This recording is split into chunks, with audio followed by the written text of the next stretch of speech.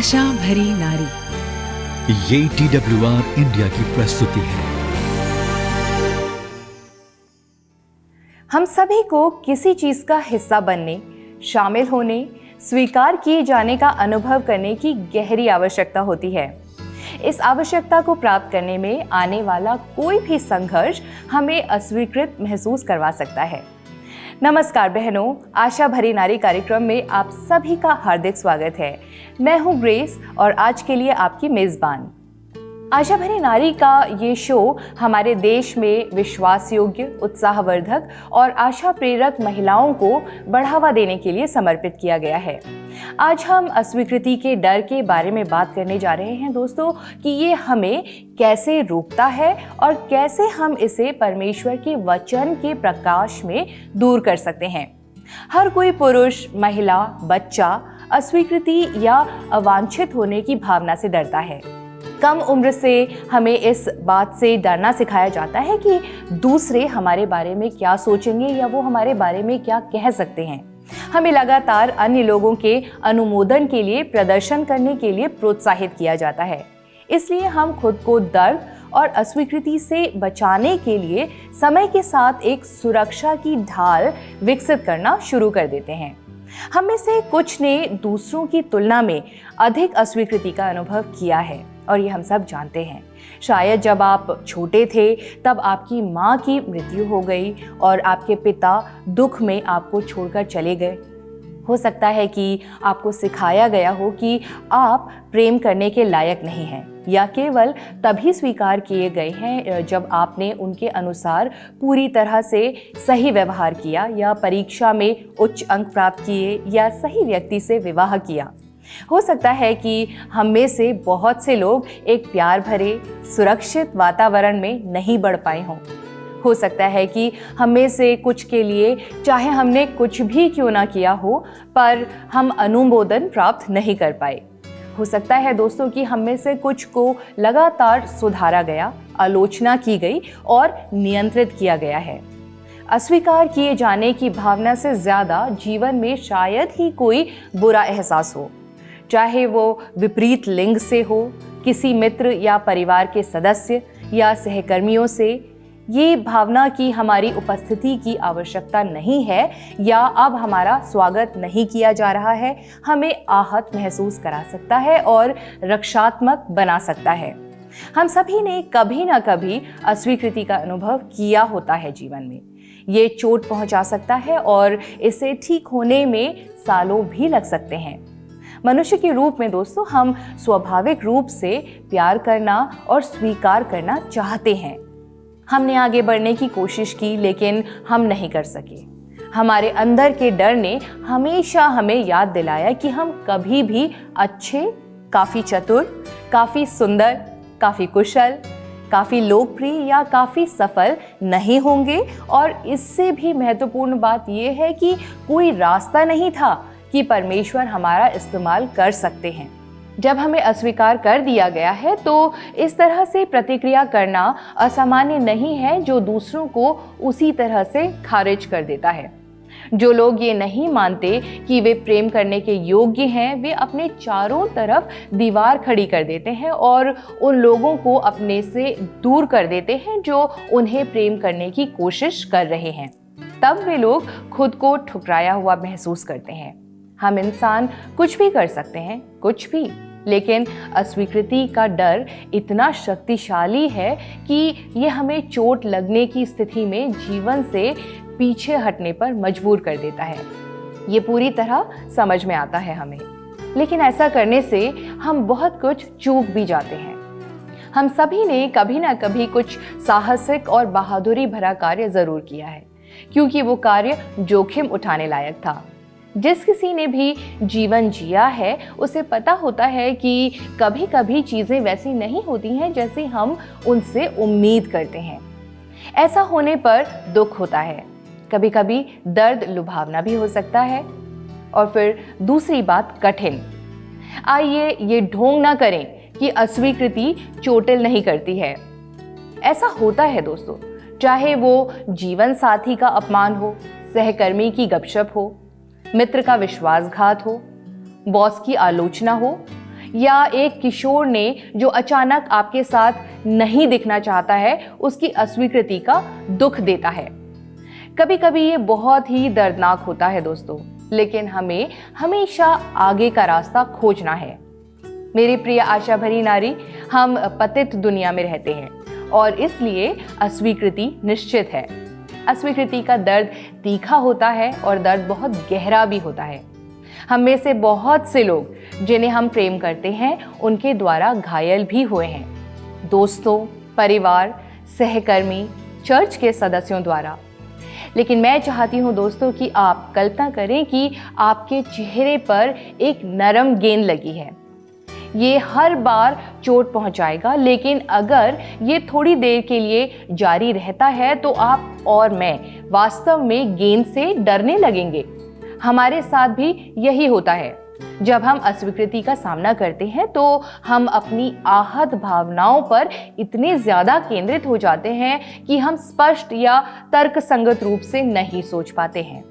ऐसे बहुत से विचार हमारे दिमाग में घूमते रहते हैं। हम खुद से पूछने लगते हैं, दूसरे मुझे क्यों ठुकरा रहे हैं? ऐसा होने के लिए मैंने किया ही क्या है? मैं क्या कर सकती हूँ कि दूसरे मुझे फिर से स्वीकार करें? वो व्यक्ति मुझसे ऐसा कैसे कह सकता था? क्या वे जानते हैं कि मैंने उनके लिए क्या कुछ नहीं किया? वे मुझे जज करने वाले कौन होते हैं? बेशक अगर आप मेरी तरह हैं तो आप निश्चित रूप से उस व्यक्ति पर वापस आना चाहेंगे जिसने आपको चोट पहुंचाई है। शायद उन्हें उनके व्यवहार न बदला दें, लेकिन आप देखते हैं कि परमेश्वर हमेशा एक अलग दृष्टिकोण रखते हैं। अभी कुछ ही दिनों पहले मुझे याद है जब मुझे एक चुनौतीपूर्ण और दर्दनाक स्थिति को संभालना पड़ा था। मैं बहुत ही आहत हो गई थी और बहुत क्रोध मुझ में भर गया था, लेकिन परमेश्वर के वचन को पढ़कर परमेश्वर ने मुझे समझ और करुणा के साथ स्थिति को निपटना सिखाया। परमेश्वर चाहता था कि मैं अपने साथ हुए अस्वीकार के लिए प्रार्थना करूं और उन्हें अपने बच्चों के रूप में देखूं जिसने ये गलती की थी। परमेश्वर चाहता था कि मैं उन्हें क्षमा कर दूं।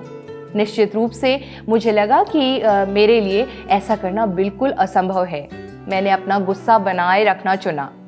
मैंने सभी को बताया कि मुझे कितना दुख हुआ। मैंने अपने लिए खेद महसूस करना चुना और जितना हो सके आंसू बहाए। परंतु परमेश्वर ने अपने वचन के द्वारा बार बार मुझसे बात की और परमेश्वर ने मुझे दिखाया कि उसे मेरे दुखों और मेरी भावनाओं की परवाह है। उसने मुझे उसकी आंखों में मेरी कीमत की याद दिलाई। मैंने देखा दोस्तों कि मेरा मूल्य किसी के अनुमोदन पर नहीं बल्कि केवल उसके द्वारा होना चाहिए। मुझे याद दिलाया गया कि मैं परमेश्वर की हूँ और वह मुझसे बहुत प्यार करता है। मेरे संपूर्ण जीवन को, जिसमें मेरी खामियां और असुरक्षाएं भी शामिल हैं। जल्द ही मैं अपना ध्यान उस व्यक्ति से हटाने में सक्षम हो गई जिसने मुझे चोट पहुंचाई और इसके बजाय परमेश्वर पर मैंने ध्यान केंद्रित किया। क्या ये जानकर सुकून नहीं मिलता कि हमें कभी भी परमेश्वर की स्वीकृति प्राप्त करने का प्रयास नहीं करना पड़ता है, और ये जानते हुए कि हम जैसे हैं वो वैसे ही हमें स्वीकार करता है। हम मन की शांति के साथ रह सकते हैं, चाहे कुछ भी क्यों ना हो। दोस्तों याद रखें, हमें अस्वीकार कर दिया जाएगा, लेकिन इसका मतलब ये नहीं है कि हम प्रेम पाने के योग्य नहीं हैं।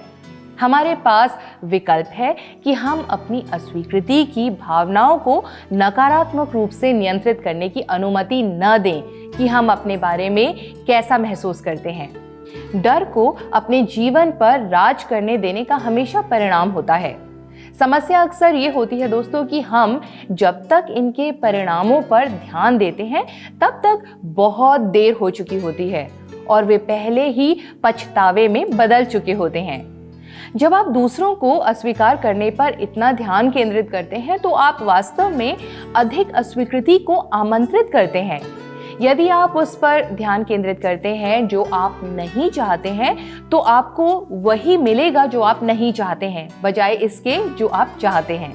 तो अंत में आप जीवन के कुछ महानतम उपहारों को याद कर रहे हैं। ये समय है दोस्तों कि आप डर को अपने सपनों को प्राप्त करने से रोकें और सीखें कि अस्वीकृति के डर को कैसे दूर किया जाए।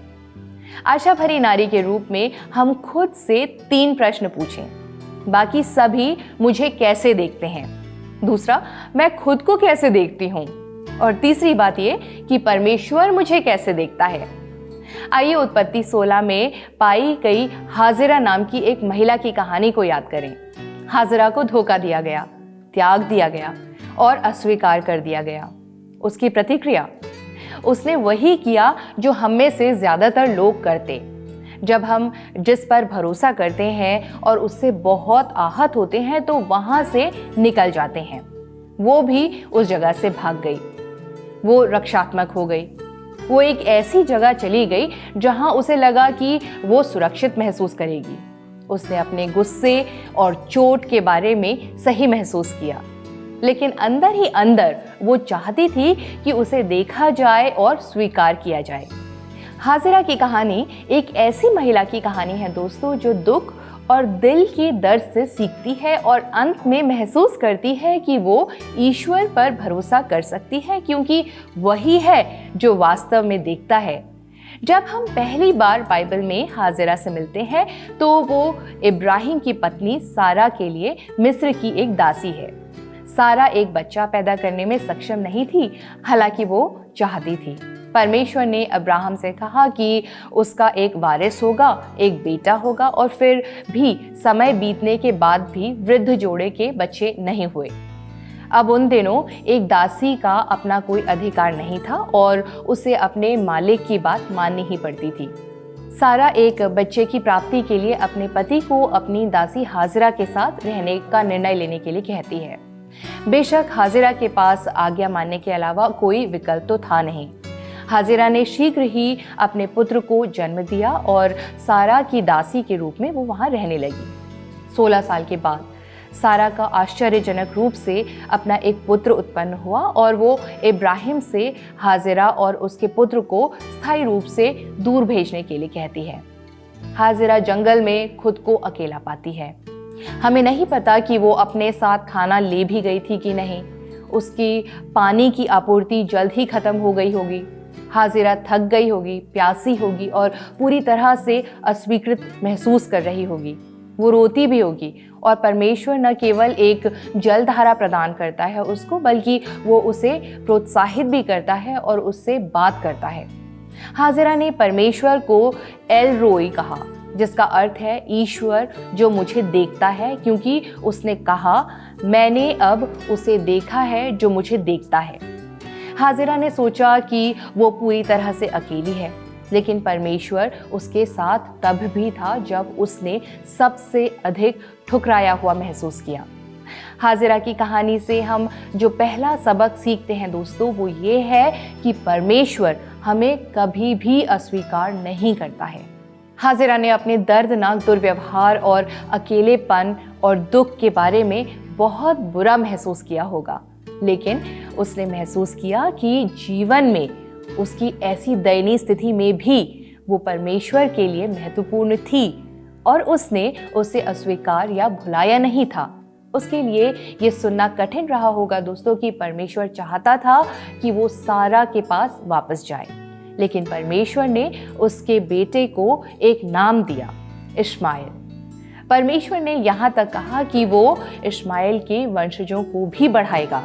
वाह, ये काफी बड़ा वादा था जिसे परमेश्वर ने बाद के वर्षों में पूरा भी किया। दोस्तों याद रखें, जब ऐसा लगे कि दूसरे आपको अस्वीकार कर रहे हैं तो परमेश्वर आपको देखता है और वो आपकी सुनता है। वो हमेशा आपको स्वीकार करता है। दूसरों की अस्वीकृति को आपको परिभाषित न करने दें, बल्कि इसे आपको बेहतर इंसान बनाने दें। दूसरी बात जो हम सीखते हैं वो ये है कि परमेश्वर टूटे मन वालों के निकट रहता है। जब इब्राहिम ने हाजिरा और उसके बेटे इश्माएल को रेगिस्तान में भेजा तो ऐसा लगा कि वो निश्चित रूप से मर जाएंगे। उसका अनमोल पुत्र जिसे परमेश्वर ने उसे दिया था और उसका नाम भी रखा था, भूख से मर जाएगा तो उसके लिए ये सहन करना बहुत अधिक था। जब गर्मी से प्यास असहनीय हो गई तो उसने लड़के को एक झाड़ी के नीचे रख दिया। फिर वो वहां से चली गई और बैठकर रोने लगी।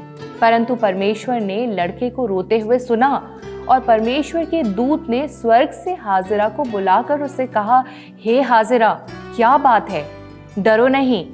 परमेश्वर ने लड़के को रोते हुए सुना है क्योंकि वो वहां लेटा हुआ है। लड़के को उठाकर उसका हाथ थाम लेना, क्योंकि मैं उसको एक बड़ी जाति बनाऊंगा। प्रभु के दूत ने उससे बात की और उसे आश्वस्त किया कि वो भय या उदासी से भरी न हो।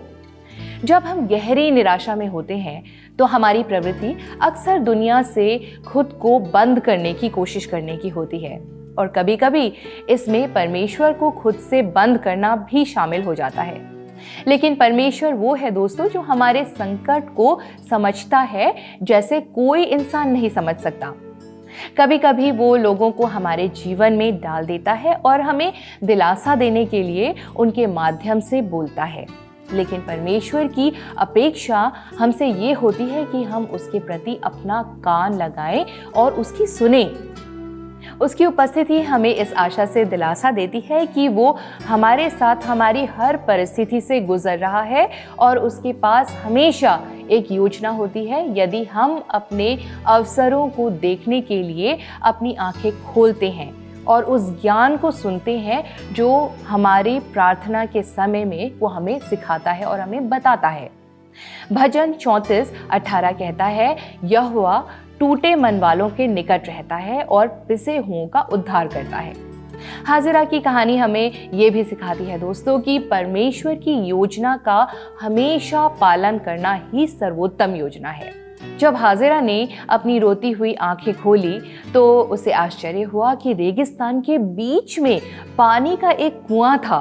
केवल परमेश्वर ही वो प्रदान कर सकता था, सच में, जिसकी उसे आवश्यकता थी। वो अपनी मशक भरने के लिए दौड़ी और अपने प्यासे बेटे को ताज़ा पानी दिया। बहादुरी से हाजिरा ने ईश्वर पर विश्वास किया और भरोसा किया कि भले ही एक अकेली माँ जिसे अस्वीकार कर दिया गया और जो बीच में फंस गई थी, अगर परमेश्वर ने कहा कि ऐसा है तो वो उस पर भरोसा करेगी और फिर से आज्ञा मानेगी। और परमेश्वर अपने वायदे के प्रति वफादार था। जैसे ही वो बड़ा हुआ परमेश्वर उसके साथ था। बाइबल में हाजिरा की कहानी में परमेश्वर के पास एक शक्तिशाली सबक है। अपनी कोई गलती न होने के बावजूद वो परमेश्वर के सिद्ध समय और योजना की प्रतीक्षा करने के बजाय सारा और इब्राहिम की स्वयं परमेश्वर की प्रतिज्ञा को पूरा करने की योजना का हिस्सा बन गई।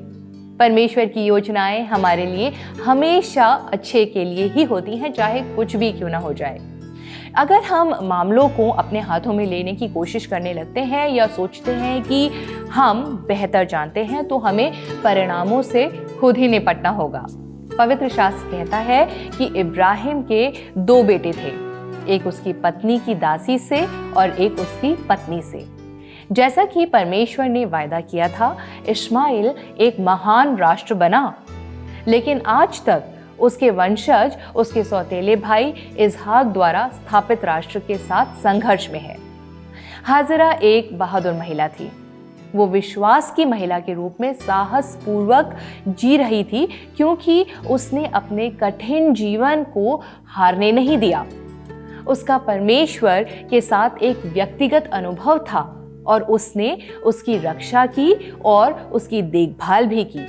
वो समझती थी कि ईश्वर ही वो है जिस पर वो भरोसा कर सकती है, और जब परिस्थितियां असंभव लगती हैं तो वो एक रास्ता बना देता है। यहाँ तक कि जब हम परमेश्वर को आमने सामने नहीं देखते हैं, जैसा कि हाजिरा ने किया था, या शायद उनकी उपस्थिति को महसूस करने में परेशानी हो, हमारे विश्वास हमें इस सच्चाई का आश्वासन देता है दोस्तों कि हम कभी अकेले नहीं होते।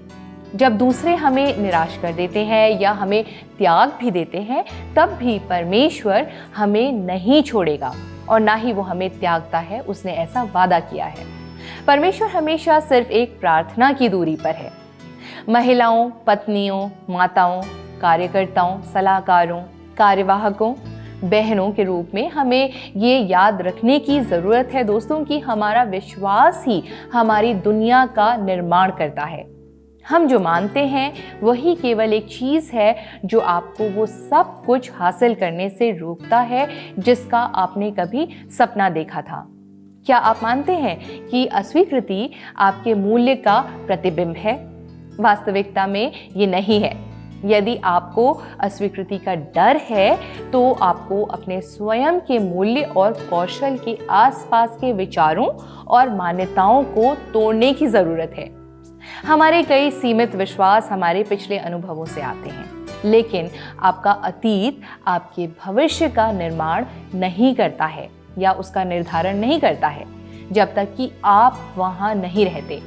यदि आप सोच रहे हैं कि अस्वीकृति के डर को कैसे दूर किया जाए, तो संभवतः आपको अतीत में खारिज किया गया है और आपने इसे बहुत ही व्यक्तिगत रूप से लिया है। आपको अतीत को छोड़ देना चाहिए दोस्तों। आपके द्वारा महसूस की गई चोट और शर्म को छोड़ देना चाहिए और महसूस करना चाहिए कि अस्वीकृति आपको खुशी के योग्य नहीं बनाती है। एक बार जब आप अस्वीकृति के डर से अपनी दीवारों को तोड़ देते हैं तो आप उन्हें उन सशक्त लोगों के साथ बदल सकते हैं जो आपको वापस पकड़ने के बजाय आगे बढ़ाते हैं। नकारात्मक आत्मचर्चा को छोड़ सकारात्मक शब्दों का प्रयोग करें। आप एक ऐसे करियर के योग्य हैं दोस्तों जिसे आप पसंद करती हैं और एक स्वस्थ रिश्ते के योग्य भी हैं। असफलता आपको इन चीज़ों के कम योग्य नहीं बनाती हैं। जब आप अपनी कहानी बदलती हैं तो आप अपना जीवन भी बदलती हैं। ये एक सच्चाई है दोस्तों कि सफल लोग लगातार असफल होते रहे हैं। अंतर ये है कि वे जल्दी से खुद को उठा लेते हैं, सबक सीखते हैं और वापस काम पर आ जाते हैं। वे ऐसा कर भी पाते हैं। उन सभी में एक चीज़ समान है, वो है आंतरिक शक्ति। वे मानते हैं कि जीवन आपके द्वारा बनता है, आपके लिए होता नहीं। ये परिप्रेक्ष्य उन्हें बाधाओं को अवसरों के रूप में देखने और अपने आप में एक गहरा अजेय विश्वास बनाने का समय देता है।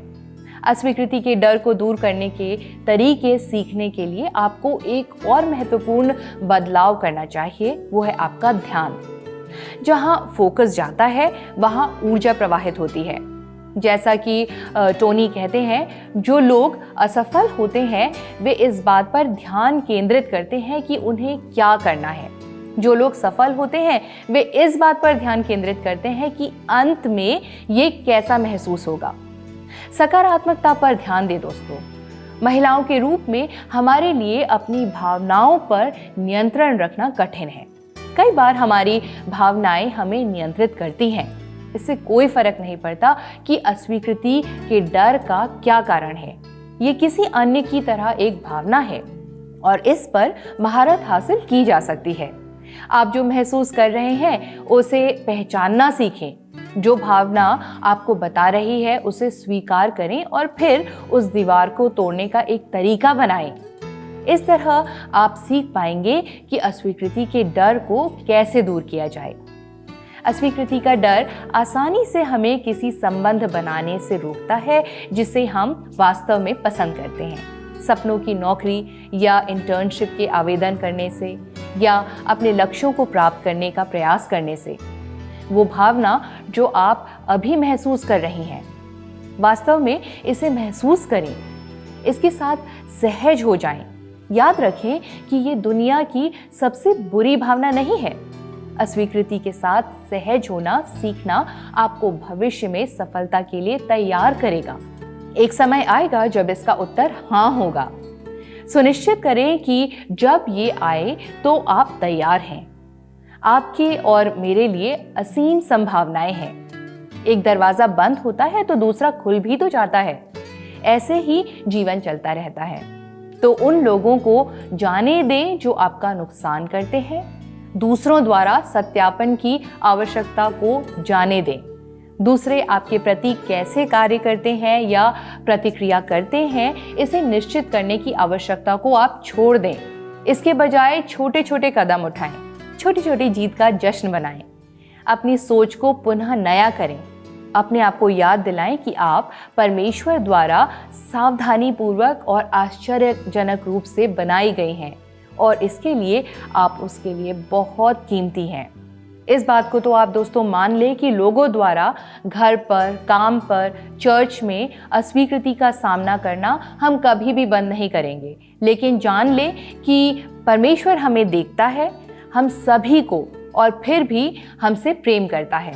विश्वास करें कि हमारे पास हमारे जीवन के पाठ्यक्रम को बदलने की शक्ति है और ये सब कुछ बदल सकता है। तो दोस्तों, इसी विचार के साथ हम आज का कार्यक्रम यहीं पर समाप्त करते हैं। हमें पूरा विश्वास है कि इस कार्यक्रम के द्वारा आपको आशीष प्राप्त हुई है, और अगर ऐसा है तो दिए गए नंबर पर आप एक मिस कॉल मार दें। अगले कार्यक्रम में आपसे फिर भेंट होगी। तब तक के लिए हमें आज्ञा दें। परमेश्वर आपको आशीष दे।